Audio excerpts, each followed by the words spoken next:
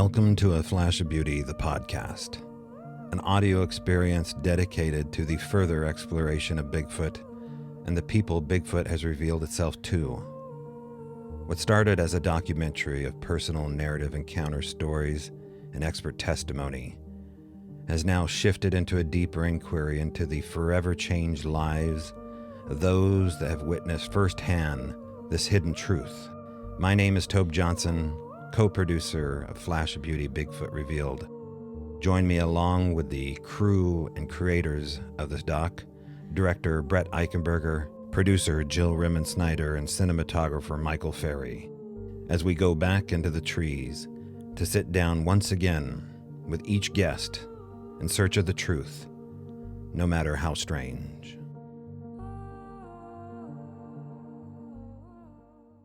Okay, we're back. Brett and Jill, hello. Hello, and Hello. Mike is not able to join us tonight, so our thoughts are with Mike. Not that there's anything going on, we're just thinking about it. Right, you're going to have a cockamamie story here where we're going to have to have a eulogy, a phony eulogy for a missing Mike. He was kidnapped by Sasquatches deep in the wilds of Vancouver, Washington. Oh my gosh. Or he just happened around the wrong streets of Portland, and a lot of things can happen that way. It's easy to do. Yeah. Mm-hmm. Okay. Well, as I said last time, we talked about this coming to a close here as far as season one. We only have a couple more interviews that you folks are going to hear before we get into our second season. That will come sometime probably after September timeframe, October. So if you see us, download us, listen to the archive episodes, and check out the merch store over. I think they can go to Flash of Beauty Bigfoot Revealed Facebook page, and somehow, some way, they can find some merch there. And message us, send us a private message, or go to bigfootdoc.com/store. Look, I need to tell you right now, if you wear a size 2XL t-shirt, I have a surplus of shirts that I am willing to let go at next to nothing. So reach out to me if you're a 2XL. That's shocking because, I know the average Joe that comes to Bigfoot events, and I'm not putting anybody down listening, but there's some guys that and some gals that like a big cozy nightshirt to wear. Let's just put it that way. So I'm shocked you have 2XLs. It's really interesting because I think at one of the previous events I didn't have enough. And I was like, I better stock up on these. And then at our last, what was it? Was it the McMinnville UFO Festival or Forks? Everyone wanted an extra small or a small or maybe Extra a medium. Okay. Someone did ask for an extra small, and I was like, well, you could fit 3 people of extra small into this 2XL. So. Well, that would be interesting. Yeah. Okay. But what you do with your shirt is your business. Yeah, we digress. I want to emphasize, you guys out there, that if you get a Flash of Beauty t-shirt, not only will you be helping us get the word out about our film, but you will be the envy of everyone in your community. Mm-hmm. And you will be a fashionista, as they say. They're really great conversation starters. I mean, I always get stopped when I wear mine. And so then I do a hard dive into, have you had an experience? And they're like, no, leave me alone. Ooh, that's a nice tagline to put on the back of a future hoodie. Have you had an experience, just with like a Bigfoot impression in front? And we're going to be talking about Bigfoot impressions here with our next guest. But before we do, we last time we spoke about, last episode we spoke to ex-Army intelligence officer Kyle. And regarding his interview we did, I almost called it a testimony. We've been inundated with whistleblowers and testimony, but he gave us a point-blank interview. There may be something in the works here where there might be a part 2 with him involved tangentially. I'll kind of tease that out there. So if something happens between the final episode and another little surprise, keep an eye out for that. However, Jill, you asked me if I got any feedback regarding Kyle's episode. I did get some feedback. I got a couple of email responses and a couple of Facebook messages, a lot of emojis of, heads exploding and eyeballs and things like that. A lot of Bigfoot emojis and things like that with a, black helicopter emoji attached to it. But then there was a couple of people that felt uncomfortable about the interview, and I knew this was coming. And, all I can say is just stand by to stand by. This is a interesting territory of future confirmation. Sometimes these interviews take, Brett, and you can chime in on this as well as Jill, it takes months and years to get a witness to fully trust you. Yeah. You can't just get the initial interview and all the confirmation, but you did run a background check. You did your due diligence. And Kyle, as far as I'm concerned, he was he was very forthcoming with all the questions that we asked. It didn't seem elusive. So I don't know. Any comments? And I just want to stress that anything that we put in our films, we think long and hard about. We don't just throw it in the film. And there's been some controversy in the past that we all acknowledge with some of the things that we've put in our films, but we've done our due diligence, and Kyle is no exception. And I did my due diligence, and I spent a little bit of time as a contractor for the DoD in a past life, 20 some odd years ago in Washington, D.C. And so some of the things that he was talking about were familiar to me and made sense. And, that doesn't mean that everything he said was true, because we don't know. We can't prove anything. Nobody can prove anything until, like we all can agree, until you have a body, and so that's just the world that we're in right now. But I do believe that he is being authentic and transparent. I do believe that he's trying to get the word out because he thinks it's important. So, well, I don't know if Kyle will listen to this episode, but we'd love to talk to you further, and I'd love to have a beer with you, meet you in person. We can keep it on the down low, of course. If you want to meet me in the shadows, that's all good in the hood. So yeah, but it smacks of, and I think it's interesting that we put that episode out in regards to this congressional testimony that just happened here. And I know we go back and forth and vacillate between Bigfoot and UFOs. We can't help it. Hopefully you love both. But this testimony that just happened with David Grush, Commander Fravor, and the last guy that saw the cube in the sphere. I'm dropping his name right now, but another Navy fighter pilot, I believe, has a podcast called Merged. But incredible testimony, and we talk about this with our next guest, Dr. Jeff Meldrum. We go to some interesting territory, and it turns out Dr. Jeff Meldrum has been paying attention to the UFO issue here in I think a personal way. So we go there. That's our job. We talk about not only Bigfoot with Dr. Meldrum and foot morphology, but we also get into the nitty-gritty of what he thinks is really going on as far as physical evidence. Any thoughts from you two? We did not run a background check on Dr. Meldrum. I did, yeah. Yeah. I went to Angie's list and made sure that his Yelp reviews. He came highly recommended. Yeah. Actually, I think this was a great show, and I think that there's some really important information in here that we haven't gotten into. We haven't really gotten into the weeds in regards to the science, and the science is important. There's no question about it. And I think that we need folks like Dr. Jeff Meldrum. He puts himself out there, and he's certainly has done his homework. There's no question about it. And I think as far as mainstream media is concerned, he's going to be the guy that's going to be doing the press conference whenever the body is brought out, or whatever, whatever conclusive evidence that comes Well, out. Brett, do you think that's going to happen? I think it's going to happen at some point. Yeah. You think a body is going to be brought out? Yep. I think at some point, who knows when it's going to be? Could be, 5 years from now. Could be next week. Who knows? Yeah. But I think it's eventually going to happen because I think technology is marching towards disclosure. Interesting.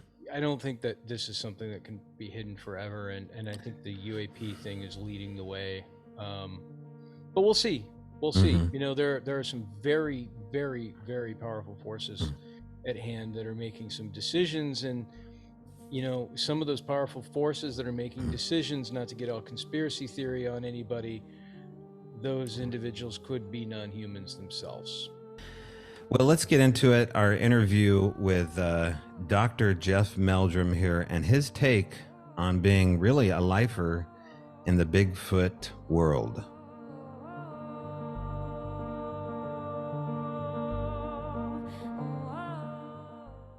All right, with us now is Dr. Jeff Meldrum. Dr. Jeff Meldrum is a full professor of anatomy and anthropology at Idaho State University since '93. He teaches human anatomy in the Graduate Health Professions program.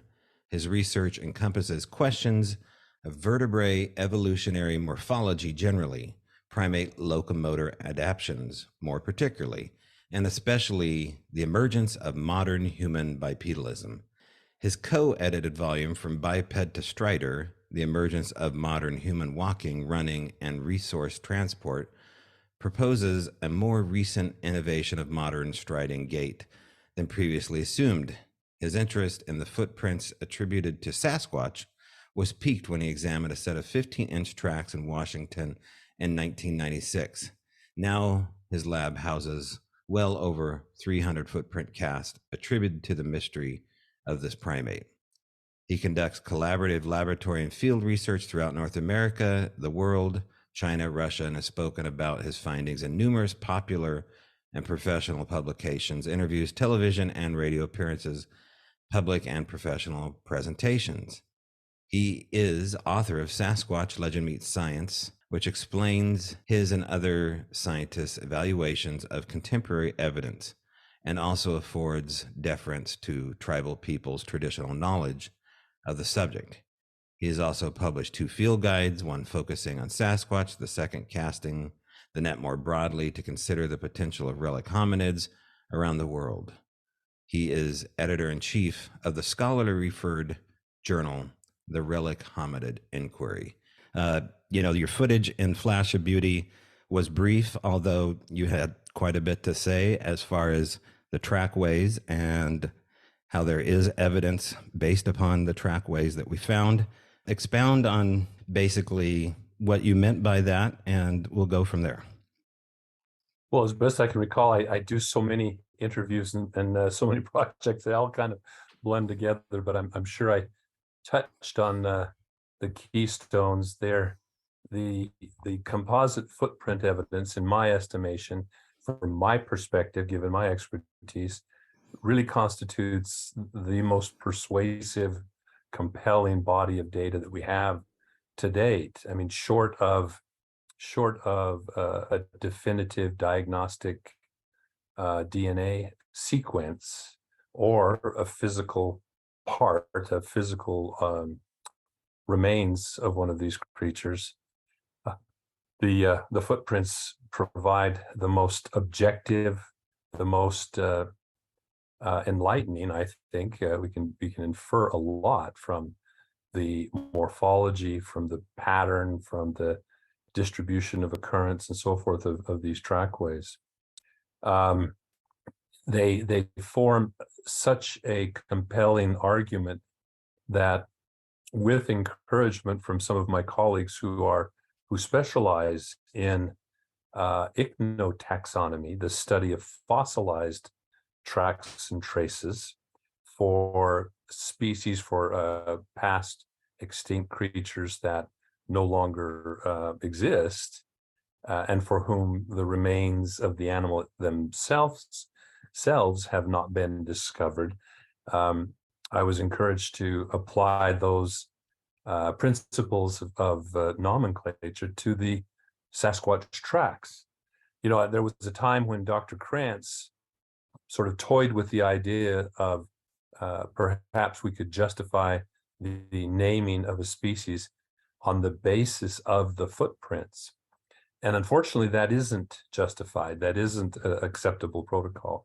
He slightly missed the boat, missed the opportunity, which was to name the tracks themselves, at least to get that established. And then it provides a handle. It provides, most importantly, a definitive description and a differential diagnosis. What are the characteristics that distinguish the Sasquatch track from other species like humans and non-human hominoids, the great apes, for example, and other hominids, although some resemblances are borne out in remarkable ways. So again, there was one slight hurdle, the technicality that in the sort of principles, the standards of procedure in ichnotaxonomy, the nomenclature is only applied to extinct species. And so there have been some very outspoken skeptics, critics, that have taken exception to this process and have just dismissed it offhandedly. I get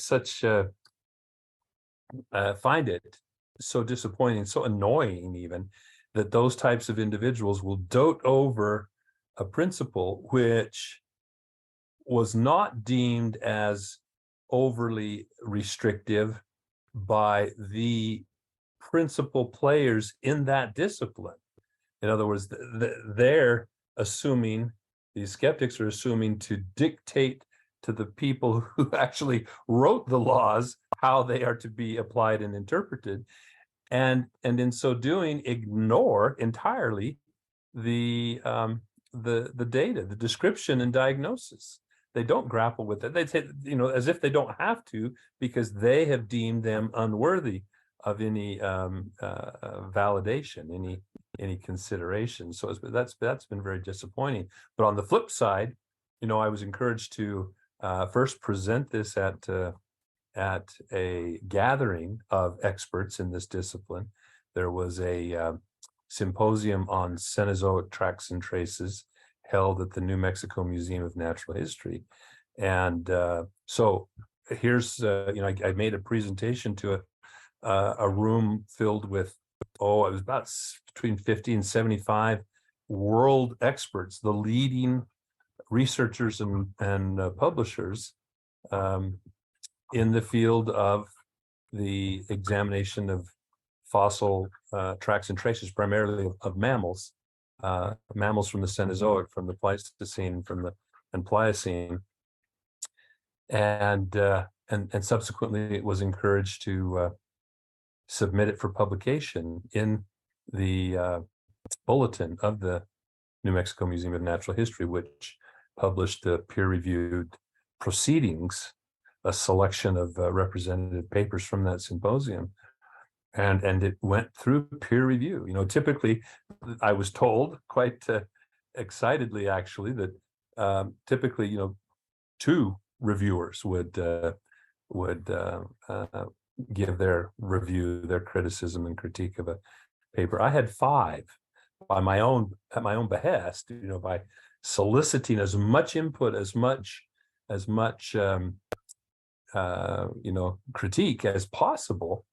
And to a great note by the organizers of the volume, that it had passed muster. So anyway, the tracks from the Patterson-Gimlin film site constitute the type and holotype of the ichnotaxon, which is Anthropoidopes ameriborealis, which means the North American ape foot, basically, or footprint. And central to that diagnosis, obviously, was the distinction of the mid-tarsal break. Now, if your listeners aren't familiar with that term, it doesn't mean like breaking, fracturing, or injuring something. A mid-tarsal break denotes an axis of flexion, an axis about which a bending occurs, and that axis constitutes a break. So one of the characteristics of the Sasquatch foot that is very consistent is this broad, flat, flexible foot that does not have a relatively stiff longitudinal arch, creating this more rigid platform that's characteristic of human and our immediate ancestors, like Homo heidelbergensis. Instead, it retains this more primitive midfoot flexibility, which is actually quite useful when you're going up and down very steep inclines, mountainsides with irregular surfaces. Yeah. Question, and a question to the Patterson-Gimlin footage, the enhancements that have been done, looking at Patty as she's walking away in Bluff Creek, is that mid-tarsal present in the foot fold? Absolutely. And that's what's, that's why I'm so confident in my interpretation, not only because of the numerous corroborative examples, but if you just focus on Patty, the interpretation of the dynamic signature of that mid-tarsal pressure ridge, or sometimes a whole disc that gets shoved back into the heel, the action that I'm attributing to that signature can be observed in the film. You can actually see the break. You can see the heel segment elevate independently, almost reaching a vertical posture while the forefoot is still flexed. And even during the swing phase of the foot, there's a tendency for those ligaments to kind of recoil, and you get this plantar flexion across the mid-tarsal joints as the foot swings. And so it's been borne out by so many lines of evidence, not only within the Patterson-Gimlin film itself. There are other footprints that show the distinctive pressure ridge. When you take Bob Titmus's 10 tracks that were made in succession, and I've got 3D scans of those originals, rotate them 90 degrees so you can look at them in profile, and boom, there's the pressure ridge. I had the chance to go examine Jerry Crew's footprint cast, his original 1958 cast, which is in the custody of his son, John. John graciously let me, he had it mounted in a shadow box, and he let me open up the shadow box and unwire it, take it out. And guess what? When that original snapshot, that newspaper photo was taken, the reporter used a very bright flash, as with a flash bulb as in the old days. And as a result, it has a tendency to sort of flatten out, almost in a two-dimensional quality. The photo, you can see the real strong dark shadow behind Jerry on the wall. Well, it makes the surface of the cast look remarkably flat and featureless. Turn it on its side in natural light, and guess what? There's a pressure ridge in exactly the right place, exactly the right orientation, exactly like you see with Patty. Again, the audience can't see us here. We're just talking. I'm here in my reconstructed bedroom here, set in the 70s, so people can enjoy the velvet curtains in the background. But I'm looking at Jeff, and you have a smile on your face. When exciting. When you talk, I met you in, I think, circa 2008 when you spoke in Oregon, and you still had a smile on your face, and you've been in this since 96, I believe, after reading about this. Yeah. And you still have the joy of a child talking about Bigfoot. We all do. So, for me, that's encouraging to talk to you about this regarding the fact that you're not bored by the evidence yet. Oh, no. No, it just keeps, it's more and more synergistic as new evidence is found. This is why when Dr. Krantz reached a point, he was a little bit chagrined, I think, and became a little bit jaded in his closing years. And there were times that he would tell people, "Oh, don't bother with plaster casts. Look at all the casts I've accumulated. Where's it gotten me?" And I'd say, no, because every new piece of evidence has the potential of adding a slightly different perspective, or to confirm a piece of or an inference that has been drawn. As we increase the sample size and can demonstrate this pervasive consistency under the vast majority of these footprints. When you can eliminate the obvious hoaxes and the unintentional misidentifications, there's a remark, and those are actually, the misidentifications are much more common. People tend to see what they want to see. They overinterpret a pothole or a divot or a melted out imprint in the snow. And so we're constantly kind of trying to raise the bar for standards of evidence. And when it comes to the footprints, keep that bar high. But the blatant outright hoaxes are really few and far between. And so you're left with this vast majority of the well-documented footprint cases that exhibit this remarkably consistent and internally coherent. I mean, these are not just enlarged facsimiles of a human foot. They show the distinctions that one would expect for a large, heavy bipedal primate occupying very steep, irregular, rugged terrain. It makes so much sense. And then, as I said, there are other, not only do we have more and more historical, you go back to the earliest tracks. It's one thing, and there was actually some hesitancy on the part of Dr. Krantz, and some of his colleagues actually tried to dissuade him from publishing too much because it would give grist to the hoaxer's mill, and it would basically, tip them off as to how to fake a footprint. And we've seen attempts at fakery, and I've even seen examples, where people try to introduce a pressure ridge, but they put it at the wrong angle in the wrong spot, and it becomes very obvious that it's not the real deal. But every new piece of evidence is important. Dr. Meldrum, is there another animal, or is there another ape out there that has a mid-tarsal break? Oh yes, yeah.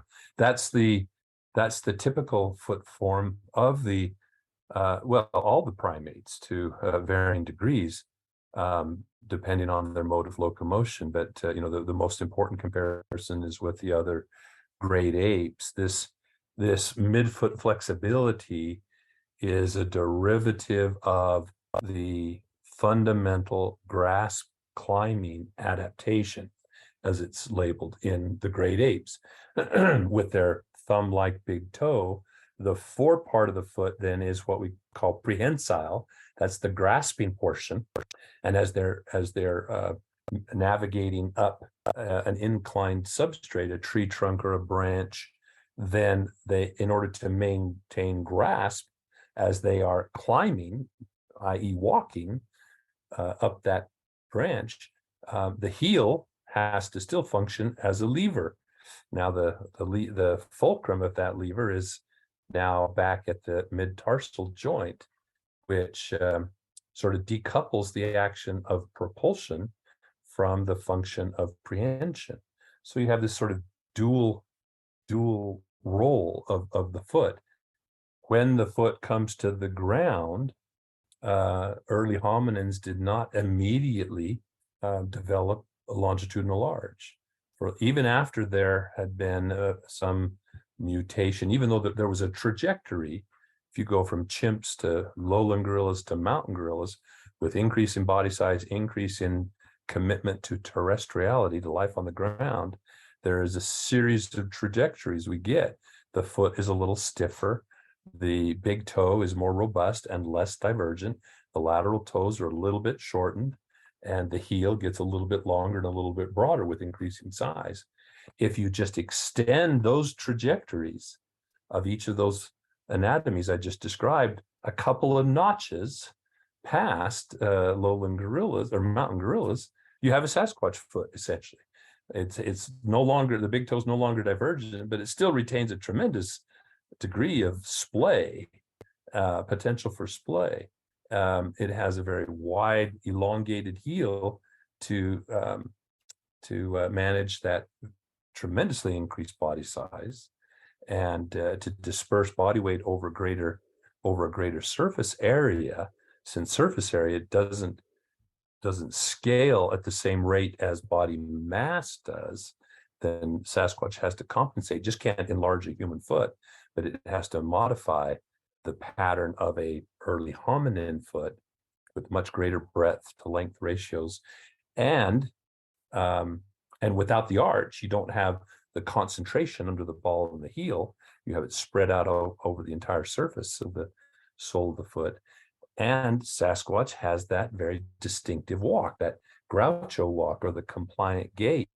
So behaviorally, functionally, you can also reduce the ground reaction forces that would be extremely amplified in a very heavy creature like this. And so when they walk, they place their foot, you look at the typical Sasquatch track, and unlike a human track where there's a differential impression under the heel and under the forefoot, and there's peak pressure during the heel strike and the toe off, the Sasquatch foot, if the substrate doesn't yield and produce a pressure ridge, is remarkably flat.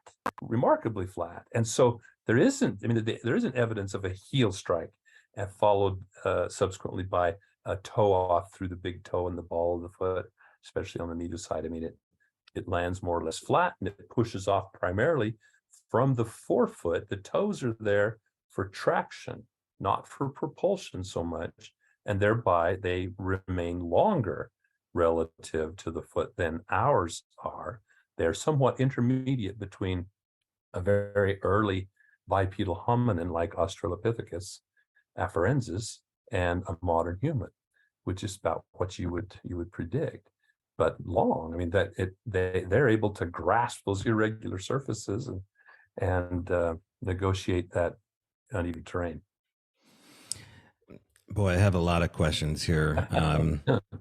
I want to get into Snell Grove. We're going to go there because everybody wants to know more details. I've heard a little bit of details from Blaine Hychek and Doug regarding pre-production and post-production of Monster Quest and the strangeness that is Snell Grove. Well, let's go there. The nail board, if you haven't seen the episode, they pretty much, they put a nail board outside the door to stop what they think is a bear breaking into a remote cabin. And you find trace elements of blood, basically do a dot-to-dot matrix and find that the galvanized nails leave a perfect Sasquatch track over the nail bin. However, there's strangeness after this develops. According to Doug and Blaine, and I'm not speaking out of school, the rock throwing incident at Snell Grove was a lot more interesting than they were able to share. A lot of stuff on the cutting room floor. Were you privy to the rock throwing, and was there, I guess, heightened strangeness that happened on or during that rock throwing that you witnessed? Yes, I was certainly privy to the whole thing, and let me make it clear too to your listeners: the nail board, it was actually a screw board with threaded galvanized screws. That had been the incident with the board where something stepped on it had occurred almost 2 years prior to our venturing up to that location. So, when it was described to me, I was excited. And then when I said, so where has this been kept? And they said, oh, it just leans up against the cabin in the sun, in the snow. I go, well, I said, the chances of it recovering any DNA are just about nil. I said, and so I thought, well, we can go through the motions, we can talk about it and so forth. But that's when, as we're doing the interview, and I'm kind of sitting there because there's always a stop and start. And as during one of the pauses, I'm looking more closely, and that's when we noticed not only the blood, but and the blood was so deteriorated, it almost looked like paint. But in those threads of those screws, those that fell within the dot to dot, as you described it, there was down near the board, there was a oily, fatty substance. And then as you came up, there were little shards of what looked like beef jerky. It was muscle tissue that had literally been reamed out, it seemed, by these screws. And so and hairs. There were stray hairs intertwined, wrapped around, tangled in the threads of the screw that had been. And so we carefully collected those, and they looked very promising right off the bat. Sasquatch hair has the consistency at 65 microns of an average human head hair. And so you can tell right off the bat if you've got something like bear or deer that's much coarser. The guard hairs are much coarser. And so so yes, there was that. And then there was this experience with the rock throwing.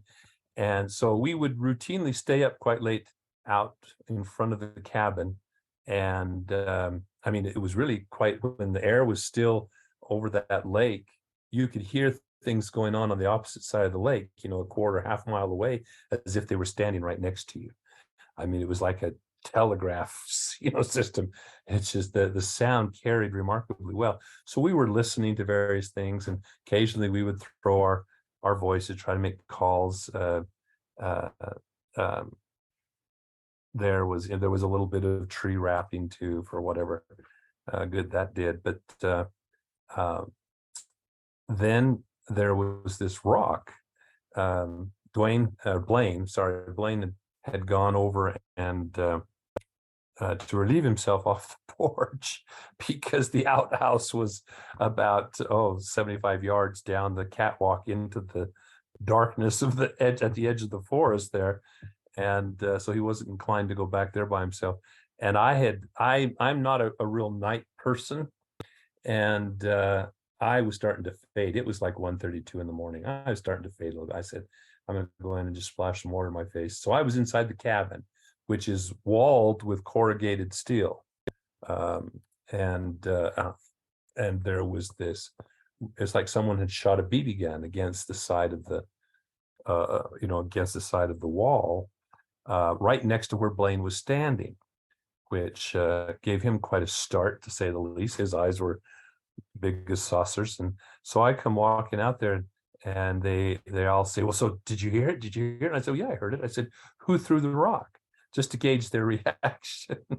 Oh, no, they were all immediately professed it was none of them. And I knew it was not them, because I could see them over around the culvert that was the fire pit, and in one direction, and Blaine was over on the other side of the front porch. And so anyway, we were there chatting about it and talking about it. And Kurt Nelson, he said, well, I'm going to take a rock and throw it into the woods over there.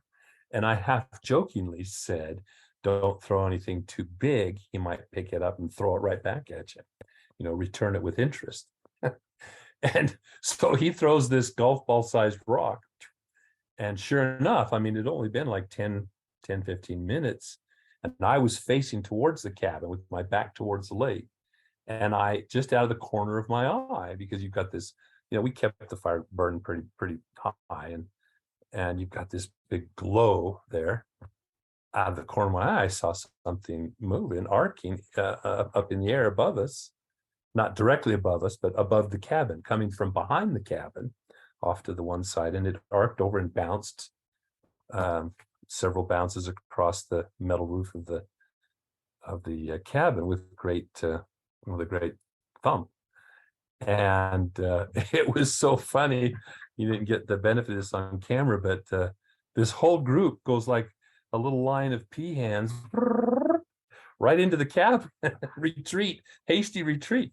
And I'm going, hey, where are you going? This is why we're here. And it was so funny though, because there was a stack of firewood that was in the shadows that would cast by this raised culvert, the wall of the culvert. And so I didn't really notice it. And as I took a step, I rolled my ankle on a little piece of cordwood, and I went down. Well, they thought I'd been beamed by another rock. So to their credit, they came to my rescue. And of course, it made excuses that they were retrieving the camera equipment so they could film it. I was okay. But then, unfortunately, as if you're familiar with the episode, Kurt made the unfortunate statement that here we are cowering in the cabin. I got so much email because of that one line. What were you doing in the cabin? Why weren't you out? Well, we did go out, but what, as you point out, what didn't make it into the episode was eventually, after we'd ventured out, and it was fruitless because first it's a little bit dangerous. The ground there, the geology there. I mean, you're on the Canadian Shield, basically solid rock with moss and trees growing on top of it. That lake is this kind of a shallow puddle on top of the rock. There are places where you could walk across the lake because it was so shallow. And crevices and cracks covered with moss. It was really easy if you got off of the little portage trails. There wasn't a lot of hiking, a lot of off-trail hiking. So we had finally, given up. We didn't have, this was before the handy little FLIRs that we have today, and thermal imaging, obviously not. And so there wasn't a whole lot we could do. We did have one piece of equipment, but it was very, very expensive. And there was actually a representative from the company that was loaning it to us there to operate the piece of equipment. So eventually, again, we're starting to fade. I mean, now it's really late. It's almost like 3 a.m. and I'm about falling as excited, the adrenaline ebbs, and then you're all the more tired. And I'm about to pitch over into the fire pit. And I said, look, I'm going to hurt myself if I don't go to bed. Nothing's happening now.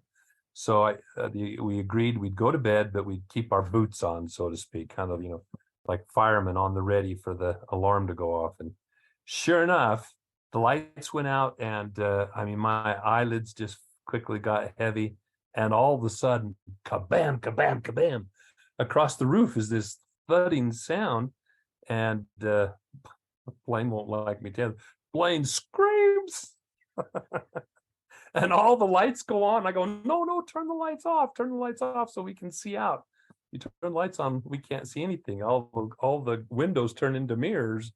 And we're looking out. I wasn't that eager to go running out. I wasn't cowering, but I didn't want to get bean because we immediately determined. You looked out the back stoop, the side of the cabin where the sounds had come from, and a big chunk of cordwood apparently had been thrown onto the roof from the wood pile out back behind where the cutting yard was, and it had bounced off and landed on the catwalk out towards the outhouse. And so if it's raining cordwood, that's a little different than golf ball sized rocks lobbed onto the roof. But anyhow, that was thrilling, yeah. But again, we eventually ventured out, didn't find anything. So, Dr. Meldrum, aside from the trackways and from like eyewitness and firsthand experience like you're describing, what in your opinion is the other like strongest evidence to support existence of Sasquatch? Right. Well, it's hard. I always struggle with superlatives because there's different aspects of different things. I mean, I rank the Patterson-Gimlin film up there really high. It set the bar so high as far as photographic evidence.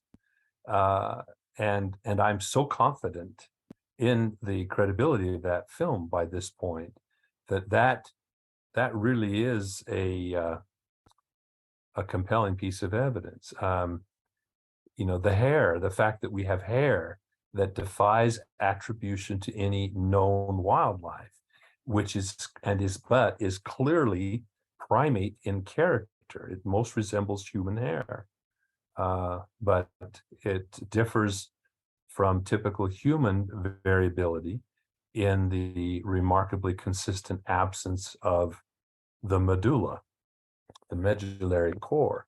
Now, I guess I should qualify it.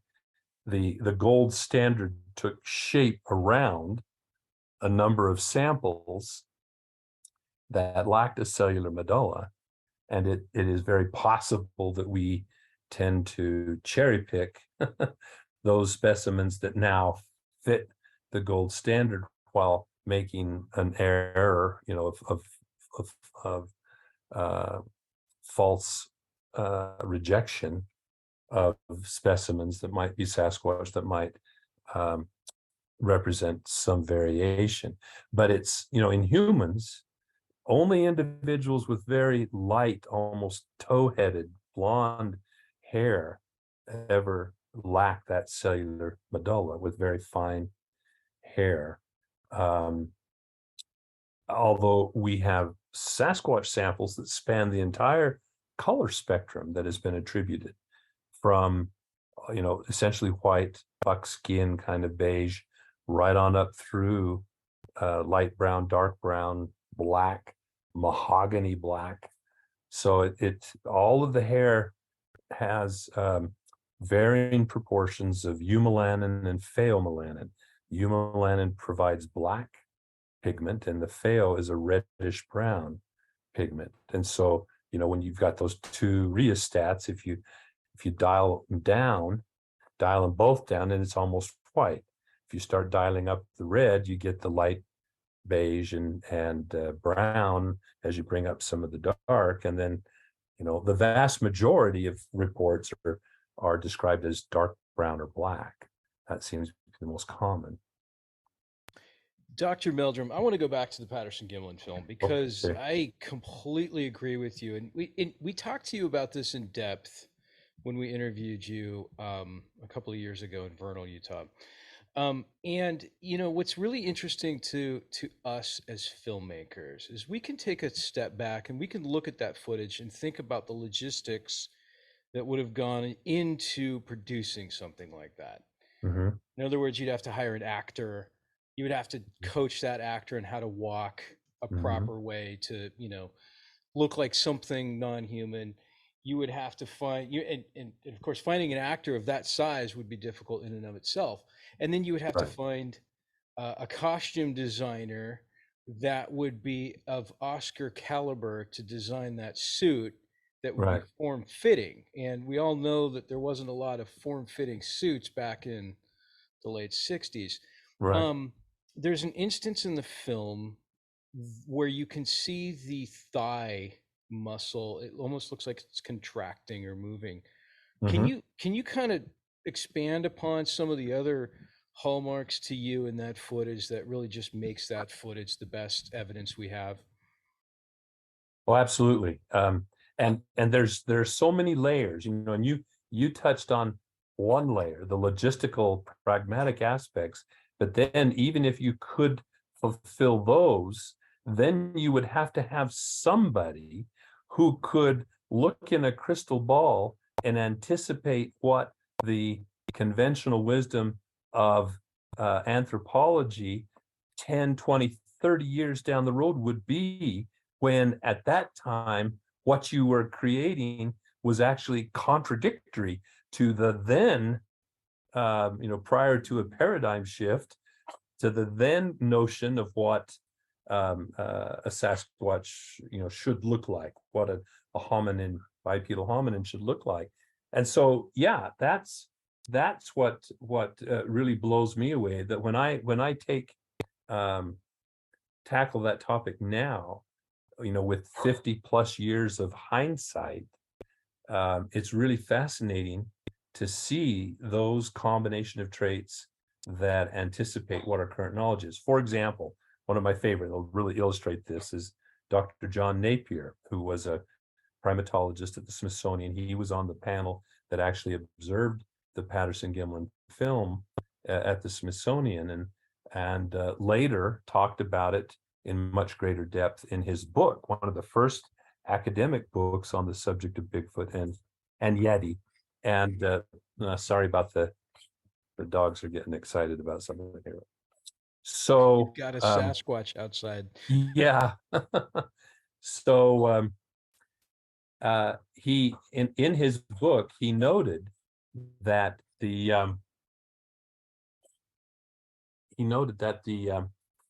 sorry, I'm just going to see if there's something I could get their attention with. And just so you know, we don't hear it on our end. Oh, okay. Oh, that's fine then. So in his book, he noted that, and he was forthright enough to acknowledge he really couldn't put his finger on a reason for rejecting the film on its face, but other than the notion that when he observed this figure from the waist up, it was essentially looked like an ape. From the waist down, it essentially looked like it was human-like in proportion. And he said he could not imagine such a mosaic, such a hybrid of structure existing in nature. Therefore, it must be contrived. Well, it's interesting because the book came out in 1972. By the mid to later 70s, we had the announcement of the discovery of Australopithecus afarensis. And for the first time, we had hip bones, we had pelvies, we had knees, and so forth, that clearly confirmed that these creatures had lower extremities that were much more human-like in their attributes than, say, chimpanzee-like. And how did they describe it to the popular press? They said, isn't this interesting? From the waist up, she looks like a chimpanzee, but from the waist down, she looks like a little human. Isn't it curious how evolution has combined in unexpected ways these traits? Well, what if, you have to ask, what if John Napier had delayed the writing of his book by another 5 or 6 or 7 years? Would his impression, the very linchpin of his rejection of the Patterson-Gimlin film, evaporated?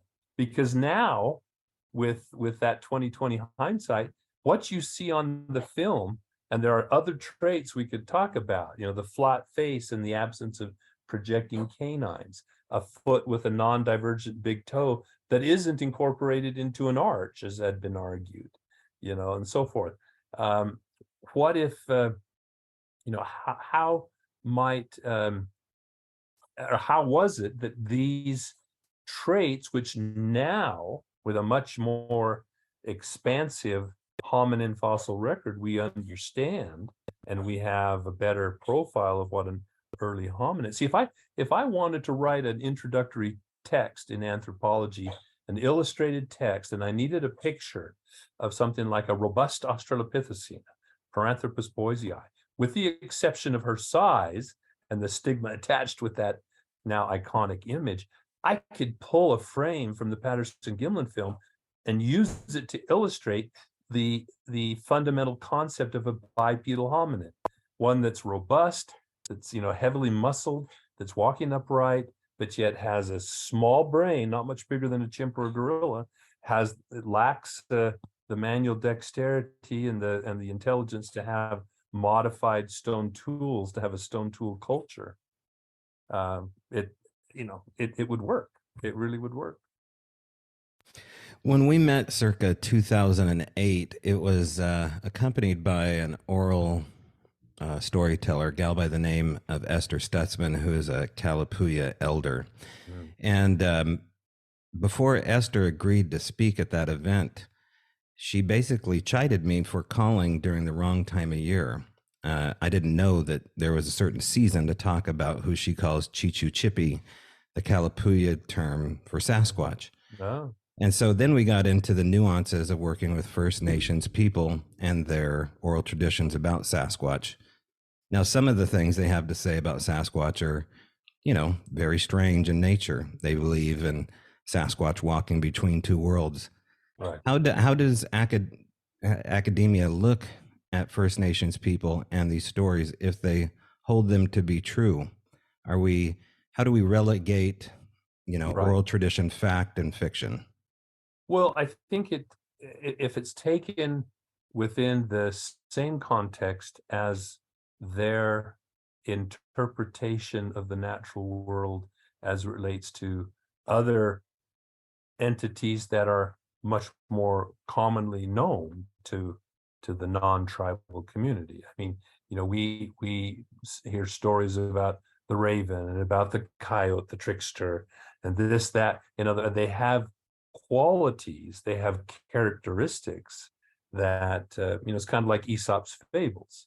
No one would think that the fact that the author has attributed these characteristics to common forms of woodland creatures and such, that somehow negates their existence, that they must be imaginary then, and so I just see that in a broader picture. I try to be careful not to say, because I have in the past, made statements like there are no examples of entirely mythological creatures in the storytelling of the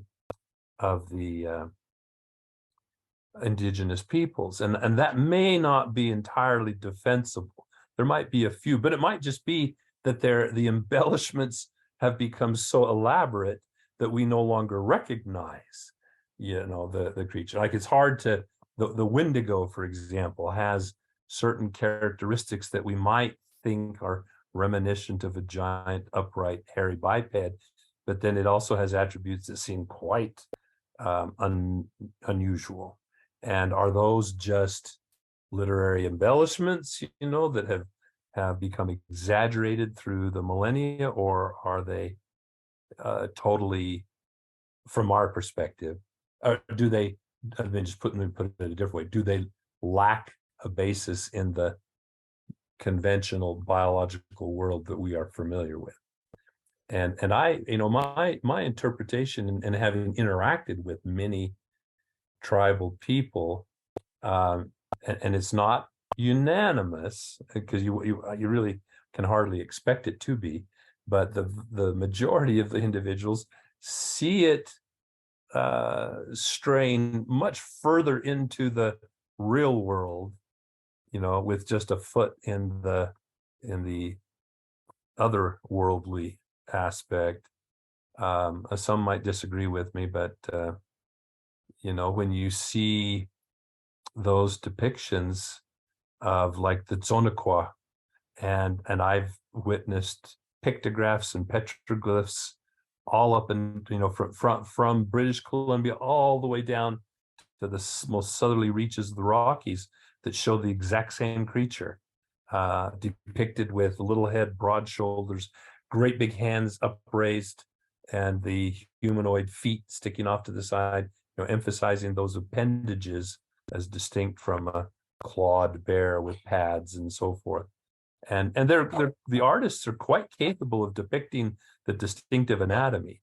So a bear paw is very recognizable as such. The only challenge is distinguishing a Sasquatch track from a human depiction. But I've encountered numerous examples of human that, again, anatomically accurate, with a big toe that's differentially larger than the subequal lateral toes, with a well-differentiated arch, rounded heel.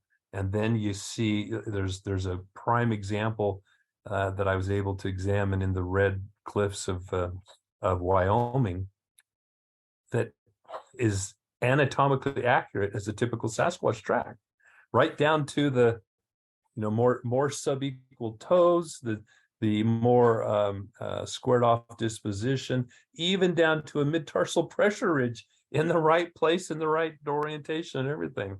It's really quite stunning when you see it. Wow. So, Dr. Meldrum, I want to shift the conversation a little bit here. Okay. Right now in Washington, D.C., UFOs are on trial, and people are coming out of the woodwork. And we're talking about people saying things like the U.S. government is in possession of non-human biological, samples, and they're saying this under oath in front of a congressional subcommittee. Right. Do you see a situation? Could there be a situation like this where Bigfoot finally gets his due in court, where we can finally put this out to public scrutiny? Because we all know, we're all here because we know that there's been thousands, if not tens of thousands, of eyewitness reports of Bigfoot sightings, and the majority of which I think, and we think, since we've started doing our documentaries, have been very, very credible people who've had extended good sightings, a lot of them in broad daylight. Do you think that at some point or another we're going to start seeing a sea change, and maybe we ride the wave of the UFOs? Yeah, I mean, in some ways, there's so many remarkable parallels, like the recriminations against witnesses and so forth on that level. I have to say, from my own personal experience, and it's limited, I'll admit, but it's more extensive than a lot of people's. I have not experienced anything to confirm in my mind that there is an overt conspiracy from on high to suppress information. My experience has involved middle management, the district supervisors and park rangers and so forth, who are motivated, not so much in part, I guess it parallels the career advancement that they've talked about in these hearings. They don't want their reputation impugned. They don't want their credibility. They don't want questions to be raised about about potential misuse of public funds, investigating or even reporting this kind of stuff. And it spills over from agency. I mean, I've interacted with U.S. Fish and Wildlife. I mean, by interacted, I mean, I not only have had casual conversations, I've actually been invited to the district office in Western Wyoming in Lander and presented to their entire staff of scientists. And in fact, there was so much interest, the office staff, the secretarial and office managerial staff sat in on the presentations, and they actually would train trail crews in identifying and distinguishing Sasquatch tracks, how to make plaster casts. We had reports funneled our direction. Some of the most impressive 16-inch tracks I've seen were referred to us by a wildlife biologist who had a couple of ATV rangers, backcountry rangers, that they were actually snowbirds. He was retired from wildlife law enforcement in Florida, would spend his summers in Wyoming and his winters back in Florida, and very skeptical of this topic of Sasquatch and the skunk ape. But after seeing these tracks, now he carries a casting kit on his ATV. Anyway, the point being, that's been my experience, that it hasn't come from above, but it's this middle management that kind of suppresses. So the local rangers or the park rangers, the fish and game agents, they don't want to rock the boat, and there is no official. Now, there may be also at that intermediate level, it's just like kind of the history here in Idaho with the wolf.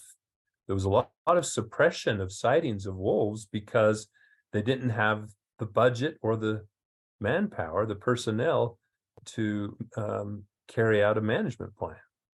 And as long as they were extinct, then you didn't have to have a management plan. As soon as they acknowledged that there were wolves, then suddenly there'd be mandates that would come down. So there were wolves for a long time before they were in Idaho, before they were finally acknowledged as having been. And it muddied up the whole reintroduction operation, and it was quite a legal and political hot potato. And so, having said that, now let me take a step back again. That, I think, is the contradistinction to what's taking place with the UAPs, UFOs, is if these claims, the underlying claims are true of recovery operations and reverse engineering operations and collection and examination of biologics is true, then that's different. I haven't seen any evidence of anything that would suggest that kind of thing is going on at the upper levels with Sasquatch. No, secret labs, no autopsies, no helicopters with burnt corpses in body bags from Mount St. Helens, nothing to back any of that up. So then we're left with, who's going to legislate anything on the basis of something mythological, in their mind, mythological. I mean, where there's an absence of physical evidence. So, yeah. Regarding this subject matter, Dr. Meldrum, have you ever spoken to a colleague or a friend or someone that had entrusted value to you as far as looking at the body of work, someone professional that has a compelling case to say that Sasquatch is much stranger than the narrative we've talked about today? Yeah. Right.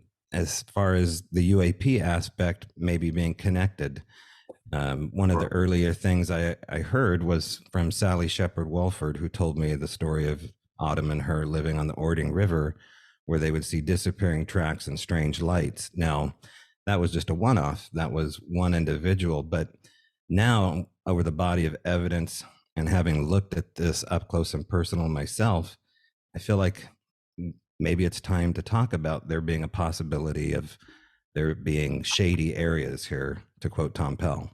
Sure. And I sort of try to keep an open mind and, never say never, but I try to also be objective and to hold those who further those discussions to the same objective standards of evidence. And so my experience has been that they never rise above the level of subjective anecdotes.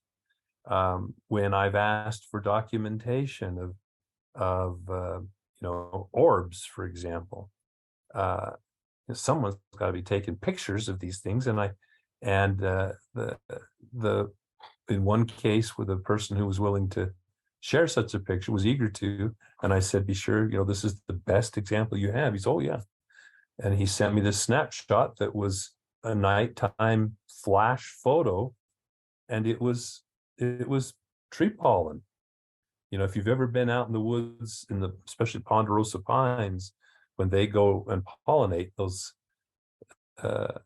it's like a blizzard. And if you've ever stepped out of your tent at night to go relieve yourself, say, turn on your headlamp, and it's like a whiteout. There can be so much pollen in the air. And I said, are we on the same page? You're talking about these little specks of light. Oh yeah, he said, each of those is an orb. I said, okay, that's kind of what I suspected, and then, and as I was telling this story one time on a given occasion, the person pulls out their phone. He says, well, look at this. What about this? Well, and he had a picture from downtown on a little, main street, with cars parked at an angle, and he's sitting in a car and he's shooting through the windshield, and he takes a little video, and on the storefront in front of him, there's this bouncing ball of light. Well, he's parked in the shade. The sun's coming across the tops of the buildings in front of him, probably hitting these big pane glass windows behind him, and something's bouncing off, and it's dancing like a bouncing ball of light. And he fully acknowledged that could have been what it was, because how else? What are you going to attribute that to otherwise under those circumstances? Are they related to UFOs? Well, that's possible, but why would, just because this is anthropomorphic, then do we think that it somehow has qualities that are different than all the other forest creatures out there? Are gorillas being visited by UFOs? Did they get planted here by UFOs? I tell people that in many ways, everything about, and I think Dr. Bindernagel, not to spread the love around here a little bit, his thesis in his first book, North America's Great Ape, the Sasquatch, he did an excellent job as a wildlife biologist of navigating the technical literature on primate anatomy and behavior, especially great ape anatomy and behavior, and showing example after example after example of remarkable parallels in the anatomies and behaviors attributed to Sasquatch, encompassed within the variation of those same anatomies and behaviors known for the great apes. So again, why would we, without direct, it's one thing if someone had a video of a patty stepping out of a silver disc, or Tic Tac or whatever, that would be something different. We could have a different story. But to attribute a UFO sighting with a coincidental, potentially nothing more than a coincidental and unusual, perhaps, encounter with a Sasquatch, as opposed to, bumping into a bear or having a deer cross through the headlights, or, I just don't think there's a basis for varying the standard. And I have asked, I've taken people up on invitations to go out into the field to try to experience these kumbaya moments, and nothing happens. It's just crickets, or these people who are having psychic connections. It's always telling to me, if you stop and think for just a moment and ask the individual that is in psychic communication with some clan of Sasquatch, what do you talk about? And if you get an answer, usually it's like they've been hit with a 2x4. They can't construct a sentence, let alone give you a coherent answer. Those that do, you'd think you were at and this will sound sexist of me, but it's a meme, it's a standing joke. You think you were at a Miss America contest during the Q&A. You get this warm and fuzzy kumbaya, peace on earth. Humans are not taking care of their stewardship, and it's time, it's end times. It's all the new age messaging that's as generic and canned as you could possibly ask for. And so it, no insight, no, no, or even not even, it's been awfully hot around here lately. Why don't you guys clean out the forest so it quits burning down around our ankles, or something like that. But well, Dr. Meldrum, you bring up some really extremely valid points. The tree pollen resonates with me because, I've been a cameraman since I was 13 years old. I'm now 47, and so I've seen it all. You know what I mean? And we have had a multitude of individuals send us photos and share photos with us, and it's just kind of like it's like, yeah, that's a fast shutter because the flash went off and it was raining or it was drizzling or any number of things. What I can tell you, though, is that we do have a couple of pieces of footage in our next documentary that we have scrutinized, and we've decided to put them in the film because we have run out of explanations, run out of debunking.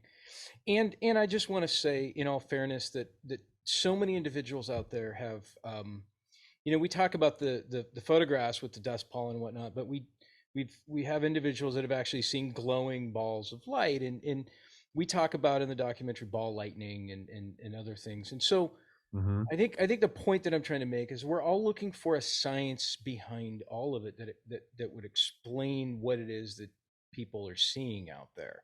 And whether or not that science exists to decode what it is they're seeing or not is up for debate, I guess, at this point. So I just wanted to throw that out there, that what's really interesting to us is the amount of sightings that coincide with other sightings. We're talking about in all four corners of the country and so on and so forth. So we're keeping an open mind as well. Sure. And I don't mean to go too far over the top. Sometimes I perhaps get a little carried away with my cynicism, because I have had to spend so much time sifting through so many extraneous claims. But and the same applies to many claims of encounters with Sasquatch, period. I've learned, even with footprints, because in the case of a footprint, you presumably have a trace record of that feature, and if they have the presence to photograph it or cast it or whatever. And there are so many instances of overinterpreted or misidentified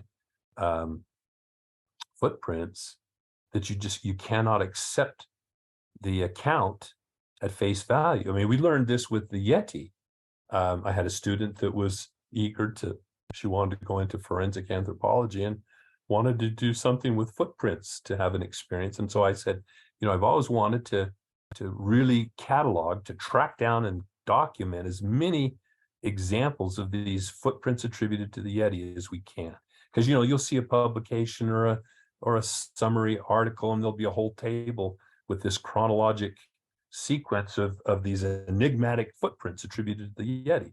And sifting through those, what we found was there were literally 3 that even had any resemblance to a hominoid. The rest were either bare. I can't remember what the breakdown was now. The vast majority of them were unintelligible.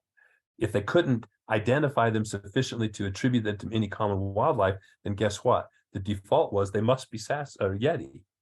And so you had all this padding of these reports, but there was also blatant misidentification of bear tracks, and this has led in part to the big swing from a number of authors, Messner and Taylor-Ide and others, trying to debunk the whole thing as nothing but bear.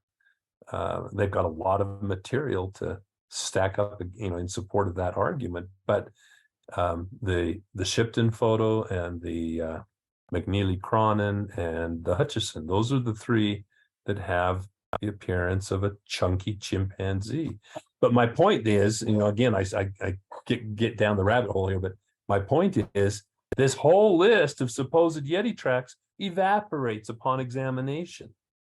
And that's more often than not the case with reports of Yeti tracks, including those that start and stop mysteriously. No one has demonstrated a documented example of that.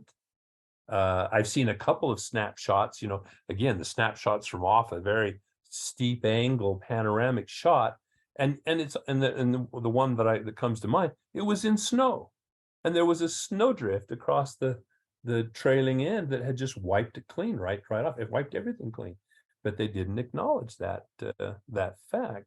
So, and so when you translate that to encounters, with no corroboration, with some sort of trace or physical evidence, or multiple witnesses, and then still you're at the mercy of the credibility, the powers of observation, the experience level, the motivation, anticipation, et cetera, et cetera, et cetera. And so if that is so dicey, then when you take it to the next level, to high strangeness, as you'd like to call it, how reliable are those experiences and their ability to interpret? If it's something that we can't fathom scientifically, and I don't rule out things that are extraordinary, beyond our ken as it comes, but if we can't, then how can we rely on the ability of simple people who have no scientific background to evaluate their experience, especially novices that don't have train or power or skills of observation, so forth. Our guest today has been Dr. Jeff Meldrum. Any last questions here, Brett and Jill, before we let the good doctor go? I have 100 more questions, actually. No, it's true, but we gotta. I'm happy to come back some other time. And gracious with your time, Dr. Meldrum. We really appreciate you coming on tonight. Well, I appreciate a very good and sensible, thoughtful conversation. All right. Well, as we say, we will see you in the trees. And you have a project coming out here soon. We were just talking about that before the show. There was some fundraising that happened for a sequel to Legend Meets Science. It's under pre-production now. Any firmed up dates for 2024? I believe you said maybe sometime 2024, 2025.